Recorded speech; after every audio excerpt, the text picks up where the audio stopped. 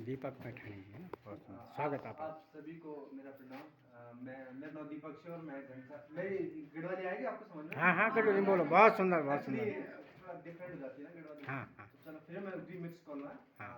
तो मैं दीपक हूँ, मैं लगे दुर्गेश, और धन्यवाद करता हूँ आदरणीय सुंदरलाल जी को, जो कि मेरा मार्गदर्शन बहुत पहले बेटी। और 2017 में जब मैंने बाल पंचायत बनाया तब बेटी सुंदरलाल जी से मैंने ढूंढी कि मुझे ऐसे लोग चाहिए थे जो कुछ अच्छा काम कर रहे हैं। तो सुधीर जी की एक मुहिम है कि मुझे भले भले लोग चाहिए, तो हमको भी ऐसे भले लोग मिले और हम लोग जुड़ते गए। और पिछले 4 सालों में हम लोग जब जुड़े तो बहुत कुछ चीज़ें सीखने को मिली। 2022 में हमने सुधीर जी का ये विचार था कि दीपक, ये जो प्लास्टिक की जो हमारे प्लास्टिक होंगे वो प्लास्टिक बोतल में डाली थे, आप प्रत्येक बच्चे से हम 2 रुपये दिला और बोतल में प्लास्टिक भरी थे, वो हमने एक बैंक बनाओ। फिर हमने बैंक बनाया 2022 में, और धीरे धीरे वो हमारे गाँव आसपास के कुछ क्षेत्रों में अच्छे से चला, यहाँ भी चला। और जब हमें लगा कि ये बहुत अच्छी मुहिम है, तो फिर सर का पूरा सहयोग रहा, उनका पूरा समर्थन रहा, तो फिर हमने इसको एक्सपेंड कर दिया।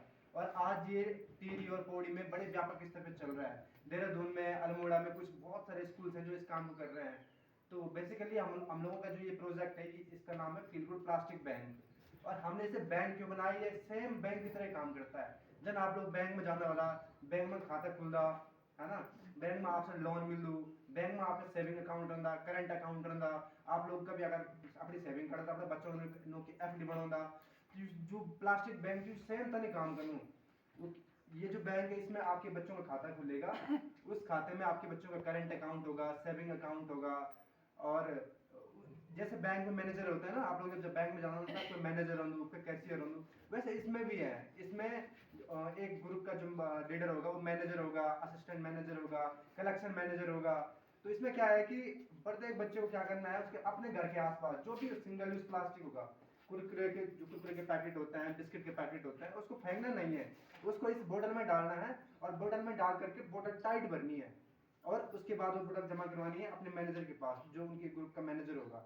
अब वो प्रत्येक महीने की 30 तारीख को ये बोतल जमा करेगा, और उसके 4-5 दिन बाद क्या होगा कि वो उसको प्रत्येक बोतल के 5 रुपए, जैसे खाली बोतल के 2 रुपए और भरी हुई बोतल के 5 रुपए देगा।